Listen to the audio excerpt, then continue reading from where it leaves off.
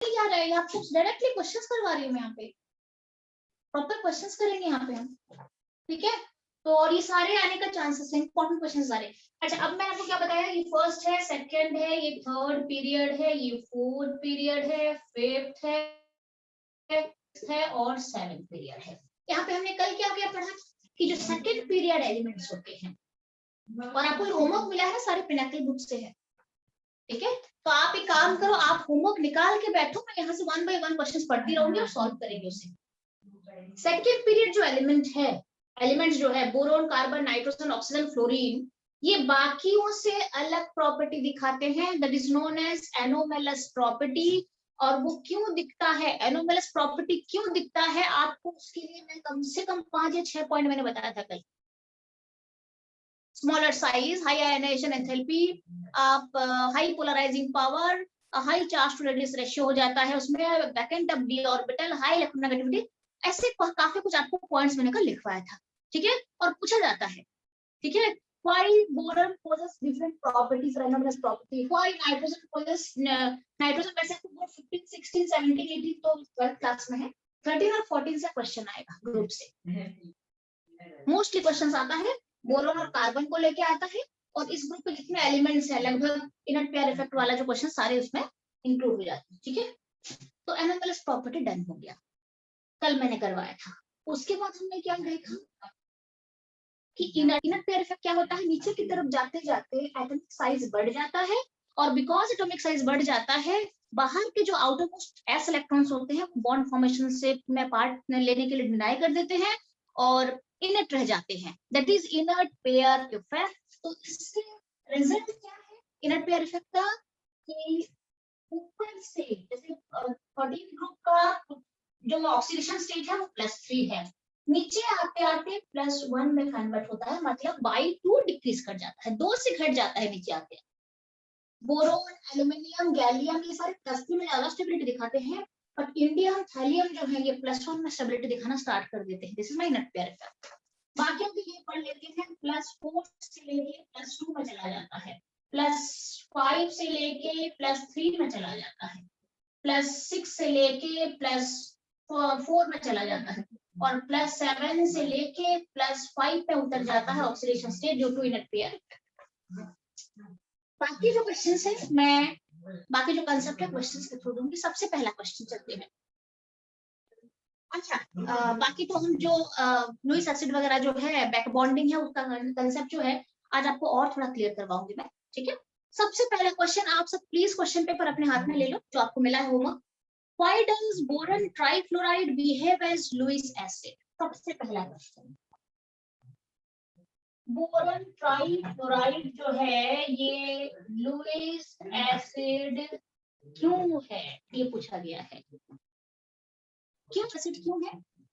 Because octet complete नहीं है। हाँ, here the octet for central atom boron is not complete, is not I mean हम उसे इस तरीके से बोल सकते हैं कि बोरॉन का जो सेंट्रल एटम है बोरॉन यहाँ पे उसका ऑक्टेट कंप्लीट नहीं है, इसका ऑक्टेट कंप्लीट नहीं है। क्लियर है? आपको अगर पूछा जाएगा तो आप इस तरीके से स्ट्रक्चर बना के भी दिखा सकते हो।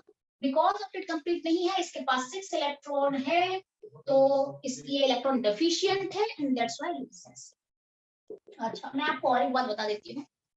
कल मुझे अर्पित ने पूछा था, एक क्वेश्चन पूछा था ना अर्पित, यहाँ पे रेजोनेंस होता है बैक बॉन्डिंग का कांसेप्ट जो यस पूछा था मैम। अर्पित, ठीक है। अब मैं वहीं पे आ रही हूँ, इलेक्ट्रॉन डेफिशिएंट, ठीक है। तो बिकॉज सेंट्रल एटम पे 6 इलेक्ट्रॉन है, सबका बाहर इलेक्ट्रॉन अगर कोई केमिकल बॉन्ड फॉर्मेशन होता तो 8 होना चाहिए, यहाँ पे 6 है, तो ये इलेक्ट्रॉन डेफिशिएंट हो गया, लुईस एसिड हो गया। All electron deficient compounds can be used as Lewis acid, क्योंकि इसमें इलेक्ट्रॉन चाहिए, कहीं से भी इलेक्ट्रॉन पेयर लेगा ये उसे एकोमोडेट कर लेगा। क्लियर है? अच्छा, अब आपको मैंने कंसेप्ट दिया था बैक बॉन्डिंग का, थोड़ा सा बता देती हूँ आपको। शायद मैं कल वहीं पे थी और क्लास भी खत्म हो गई थी। बैक बॉन्डिंग क्या होता है? बेसिकली जो 13 ग्रुप हैलाइड्स होते हैं, किसके लिए? 13 ग्रुप के हैलाइड्स के लिए है। ग्रुप 13 हैलाइड्स का मतलब है हम BF3 ले लेते हैं, BCl3 ले लेते हैं, AlCl3 ले लेते हैं, ठीक है। और बाकी आप और भी ले सकते हो, जीएससी, बेसिकली जीएससीएल3 इंडिया में ये सब नहीं होता है, मोस्टली इसी के ऊपर क्वेश्चंस आता है। ALF3 ले लो, चलो ठीक है। ये सारे BR3 भी होता है, ऐसा नहीं है, BR3 भी होता है, BI3 भी होता है, BI3 भी होता है। ये सारे हलाइड है और ये ट्राई हलाइड्स बनाता है। ग्रुप 15 के जो कंपाउंड है, बोरोन फैमिली जो है, ये पूरे ट्राई हलाइड बनाता है। 3 हाइड्रोजन एटम से जुड़ता है। BI3 हो गया, BF3, BCl3, AlCl3, AlF3, A और BBr3 हो जाएगा, AlBr3 भी हो जाएगा। कंपाउंड बना सकते हो, सारे हैं ग्रुप 50, ग्रुप 13 के ट्राई हलाइड्स हैं। और जो ट्राई हलाइड्स होते हैं उसमें क्या होता है, आप चेक करो यहाँ पे, इसे मैंने आपको बताया कि ये इलेक्ट्रॉन डेफिशिएंट है, इसके बाहर 6 इलेक्ट्रॉन्स हैं, 8 इलेक्ट्रॉन नहीं है, तो that's why this is electron deficient. अब ये क्या करेगा, बिकॉज इलेक्ट्रॉन डेफिशिएंट है, ये अनस्टेबल होने लग जाएगा, और बिकॉज ये अनस्टेबल होने लग जाएगा किसी ना किसी तरीके से स्टेबिलिटी के लिए। अब यहाँ पे बैक बॉन्डिंग का कंसेप्ट चलता है। What is back bonding? Back bonding का मतलब होता है, अगर बोरॉन या एल्यूमिनियम से जुड़ा हुआ जो लाइट्स है, अगर उसमें लोन पेयर है, तो उसे वो पी पाई बॉन्ड बना सकता है, सपोर्ट दे सकता है बोरोन को। फॉर एग्जांपल मैं यहाँ पे एक एग्जांपल लेती हूँ BF3 का। हम इसे उस तरीके से प्रॉपर रेजोनेंस नहीं कहते हैं, क्योंकि रेजोनेंस आपको पता है, रेजोनेंस स्ट्रक्चर बनने के लिए या रेजोनेंस का जो मिनिमम प्रॉपर्टी होता है, वहां पे क्या बताया जाता है कि पाई बॉन्ड का होना बहुत जरूरी है, तब जाके स्ट्रक्चर रेजोनेंस दिखाता है। बिना पाई बॉन्ड का स्ट्रक्चर रेजोनेंस नहीं दिखाता है। तो यहाँ पे उस टाइप का रेजोनेंस का कंसेप्ट तो नहीं लगाएंगे, बट हाँ, ये भी रेजोनेंस दिखाता है, दूसरे तरीके से रेजोनेंस दिखाता है। और वो जो रेजोनेंस दिखाता भी है, उसकी स्टेबिलिटी थोड़ा कम ही रहती है। मैं आप तभी ये लुईस एसिड स्टिल बना रहता है, थोड़ा सा सपोर्ट तो मिल जाता है बैक बॉन्डिंग से, बट स्टिल ये लुईस एसिड की तरह बिहेव करता है, पूरा डेफिशिएंसी खत्म नहीं होती है इसकी।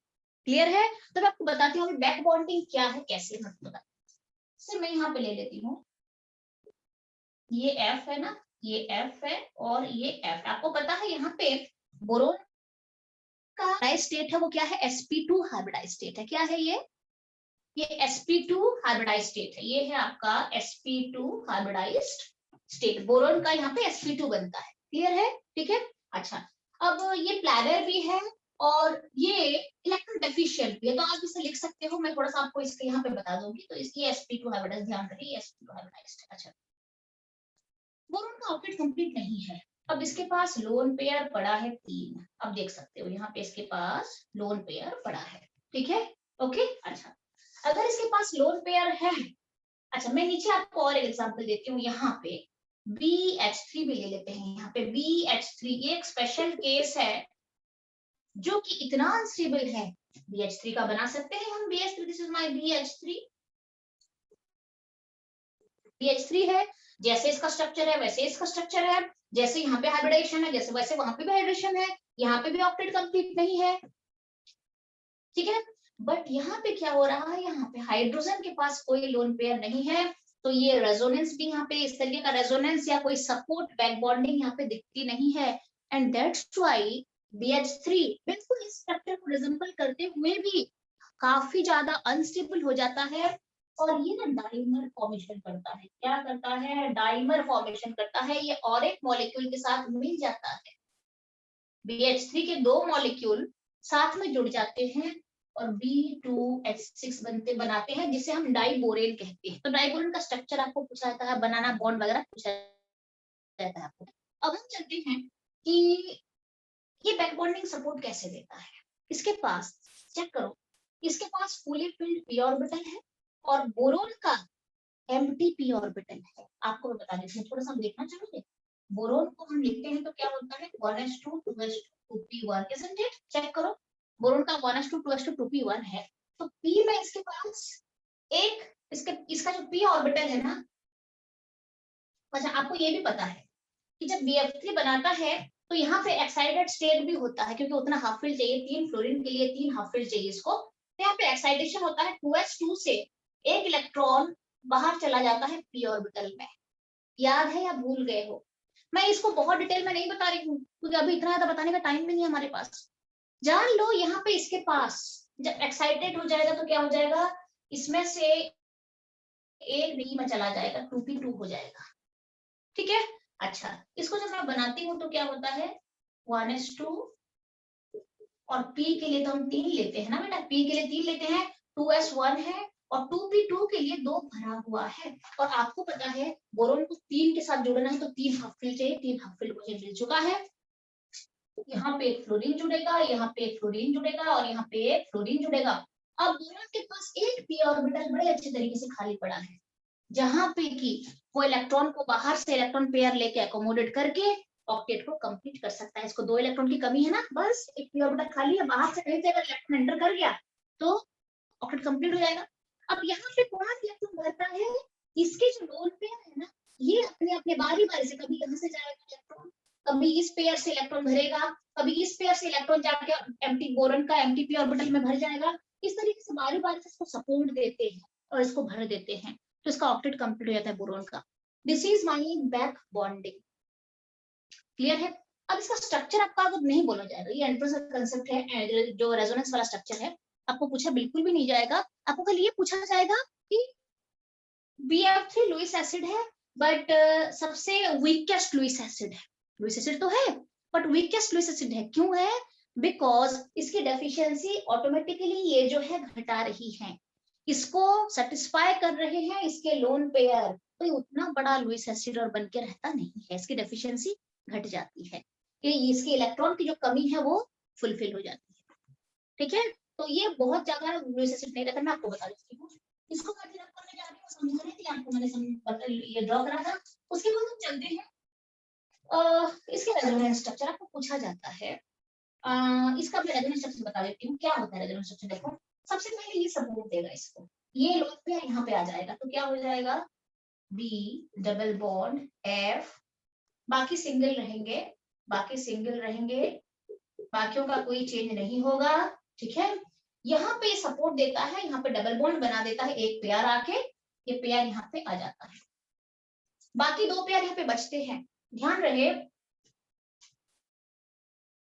बाकी 2 पेयर यहाँ पे बच जाते हैं, आप देख रहे हो क्लियर ना, बाकी 2 पेयर यहाँ पे बच जाते हैं, एक पेयर तो यहाँ पे आ गया बॉन्ड बनाने के लिए आ गया, ठीक है, उसको सपोर्ट देने के लिए आ गया, बाकी 2 पेयर बच जाते हैं, तो ये हो जाएगा स्ट्रक्चर पहला रेजोनेंस। फिर भी हम इसे प्रॉपर रेजोनेंस इसलिए नहीं कहते क्योंकि ये जो मॉलिक्यूल ना, इसके पास डबल बॉन्ड ट्रिपल बॉन्ड ऐसा कुछ है नहीं, पाई बॉन्ड है ही नहीं, बट स्टिल यहाँ पे बिकॉज ये sp2 है तो ये, और इसके पास एम्प्टी p ऑर्बिटल पड़ा है तो ये f इलेक्ट्रॉन्स को ऑक्युपाई कर सकता है। अब क्या होगा, बिकॉज इसने डोनेट करा है, इसके पास प्लस आएगा और बोरॉन के पास माइनस जाएगा। ये पहला रेजोनेंस स्ट्रक्चर है। अगर मैं दूसरे रेजोनेंस स्ट्रक्चर में चलूं तो क्या हो जाएगा, ये एज इट इज रहेगा, सपोर्ट यहाँ से मिलेगा तो क्या हो जाएगा, मैं आपको बता देती हूँ, लाइक दिस, ये यहाँ से एज इट इज रहेगा, सपोर्ट यहाँ से मिलेगा उसको, ठीक है, और यहाँ पे भी एज इट इज रह जाएगा। अब इसके पास प्लस और इसके पास माइनस आ जाएगा। क्लियर है? हाँ, गुड इवनिंग जैने गुड इवनिंग, आज बहुत दिनों के बाद आया है। आज पेपर खत्म हो, आज पेपर खत्म हो गया, अच्छा वेरी गुड। कैसा गया पेपर जैने? इसमें अच्छे सारे अच्छे गए नहीं है, बिल्कुल मेरा एक्सपेक्टेशंस पूरा था तुम्हारे ऊपर कि तुम अच्छे ही कर गया, हालांकि मैंने कुछ लास्ट के चैप्टर्स तुमको अच्छे से नहीं मैं करा पाई हूँ, ठीक है, बट मैं बिल्कुल जान रही थी कि तुम करके तो आ जाओगे पक्का, इतना तो मेरा भरोसा था बिल्कुल। ठीक है, ठीक है, तो चलो कोई बात नहीं, आज मैं पी ब्लॉक इनको बैक बॉन्डिंग समझा रही हूँ कि बैक बॉन्डिंग होता क्या है बेसिकली। ठीक है, देख लो, तुम भी देख लो।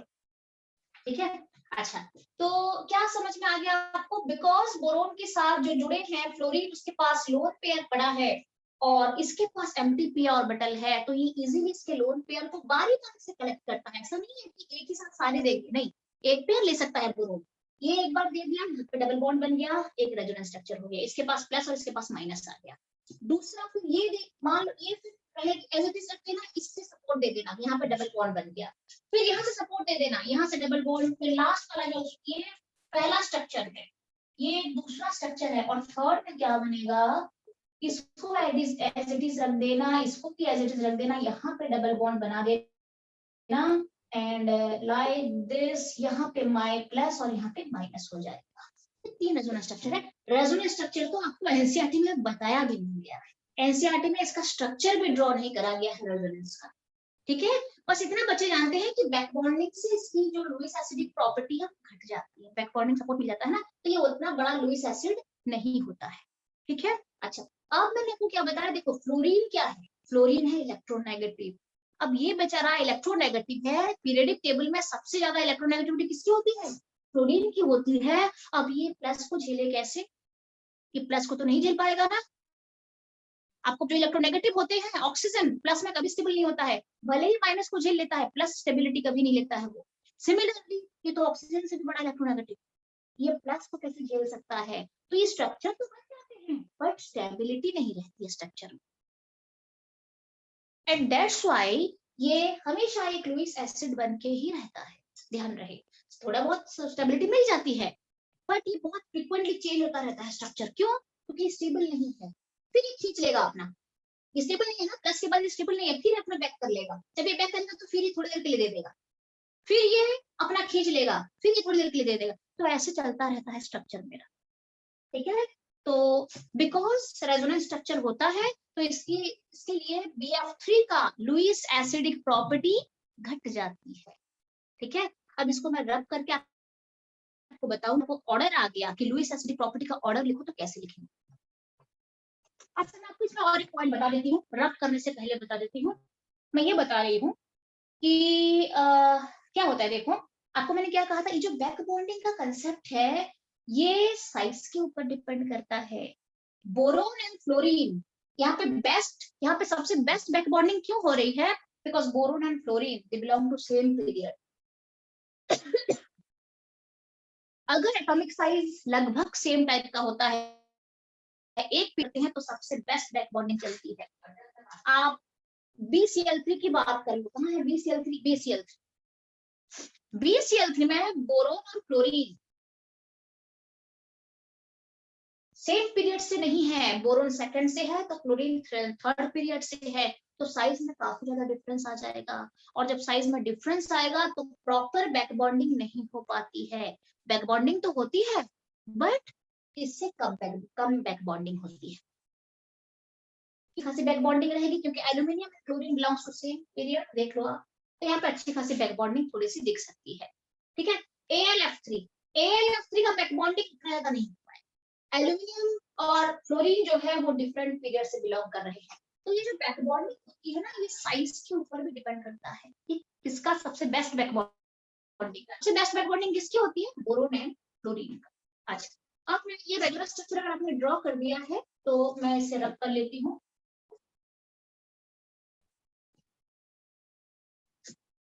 बैक बॉन्डिंग के कंसेप्ट को लेके नहीं रहेंगे, बाकी मैं थोड़ा आगे आपको ले चलती हूँ। ये डन है, ये मैं रब करूँ, देख लो पे प्राची देख लो, आयुष ये हो गया ना। बट ये है नहीं एनसीईआरटी में रेजोनेंस वगैरह जो स्ट्रक्चर है ना, ये बच्चों को बताया भी नहीं जाता है। हाँ, उनको ये पता होता है कि there is a back bonding concept, यहाँ पे बैक बॉन्डिंग चलती है, बस उनको इतना पता होता है। अब आएगा BF3, BCl3, BBr3 and BI3। ये बोरोन के 4 हैलाइड ट्राई हैलाइड है, एक फ्लोरीन के साथ, ब्रोमीन के साथ, आयोडीन के साथ। और पूछा गया है इसके लुईस एसिडिक प्रॉपर्टी का ऑर्डर बताओ। एसिडिक प्रॉपर्टी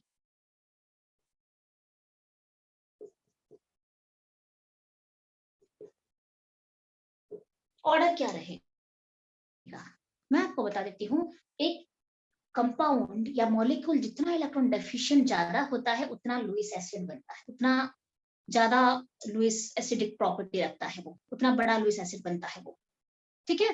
तो ये BF3 है, BCl3, BBr3, BI3। सबसे अच्छा बैक बॉन्डिंग किसमें जाएगा, BF3 अभी बताया मैंने, इक्वल साइज के हैं, तो यहाँ पे सबसे बेस्ट बैक बॉन्डिंग जाएगा, तो ये सबसे छोटा लुईस एसिड हो जाएगा। क्योंकि इसमें हट जाएगा ना, तो ये उतना बड़ा लुईस एसिड नहीं रहेगा। तो लुईस एसिड का ऑर्डर अगर आपको पूछा गया तो this is the order for Lewis acid. यहाँ पे लिस्ट बैक बॉन्डिंग बहुत साइज का डिफरेंस आ गया है, ये अगर देना भी चाहेगा तो एकोमोडेट नहीं कर पाएगा। एक तो बोरोन है, हमेशा ध्यान रहे वो मॉलिक्यूल स्टेबल होता है अगर सेंट्रल एटम लार्ज हो और छोटे छोटे एटम जो सराउंडिंग एटम वो छोटे होते हैं ना, तो बेटर स्टेबिलिटी रहती है मॉलिक्यूल। अब यहाँ पे क्या है, बोरोन तो छोटा है, आयोडीन इतना बड़ा सराउंड नहीं कर पाता है, वो एक बात है। और दूसरा ये है कि यहाँ पे साइज भी डिफरेंस है, तो बैक बॉन्डिंग भी प्रॉपर नहीं हो पाती है, तो ये सबसे बड़ा लुईस एसिड, सबसे बिग लार्जेस्ट लुईस एसिड बन जाएगा, ये सबसे मोस्ट इलेक्ट्रॉन एफिशिएंट हो जाएगा। क्लियर है? All clear? ठीक है, आगे बढ़ते हैं। अच्छा, मैं अभी आपको सीधे लेके जा रही हूँ। अब हम कौन से क्वेश्चन थे? क्वेश्चन नंबर 1 कर रहे थे। तो 1 में है कि why does boron trifluoride behave as Lewis acid. Boron trifluoride Lewis acid क्यों है? भले ही सबसे छोटा लुईस एसिड है, बट लुईस एसिड तो है ना, लुईस एसिड तो है। क्यों लुईस एसिड है? कंप्लीट नहीं, लेकिन एफिशिएंट है। चलते हैं नेक्स्ट क्वेश्चन पे चलते हैं। नेक्स्ट क्वेश्चन क्या है? Why is boron metalloid? Boron का जो प्रॉपर्टीज होता है वो मेटल की प्रॉपर्टी को रिजेंबल करता है और नॉन मेटल की प्रॉपर्टी को भी रिजेंबल करता है, ये वाला। तो that's why it is a what? It is a metalloid. ये सिंपल आप लिख सकते हो, it resembles the properties of metal as well as non metal. ठीक है, अच्छा थर्ड क्वेश्चन में चलते हैं।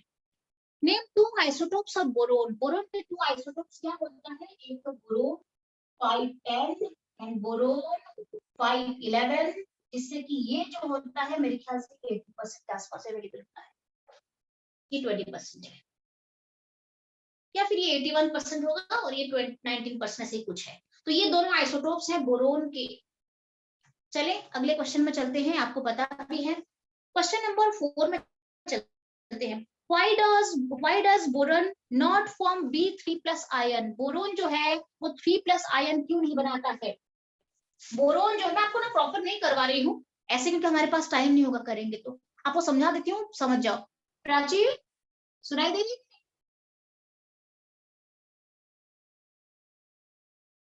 Yes Prachi ma'am. हाँ हाँ हाँ, कोई नेटवर्क इशू तो नहीं है ना आज?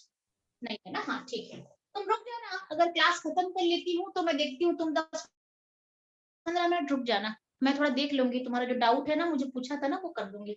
अच्छा, जैसे यहाँ पूछा गया है B3+, चलते हैं। B3+ जो है ये क्यों, क्या पूछा गया है? बोरोन जो है ये B3+ आयन क्यों नहीं बनाता है? क्या रीजन है, मुझे बता सकते हैं? क्या रीजन है कि बोरोन बनाता है? Any idea, any suggestion, anything?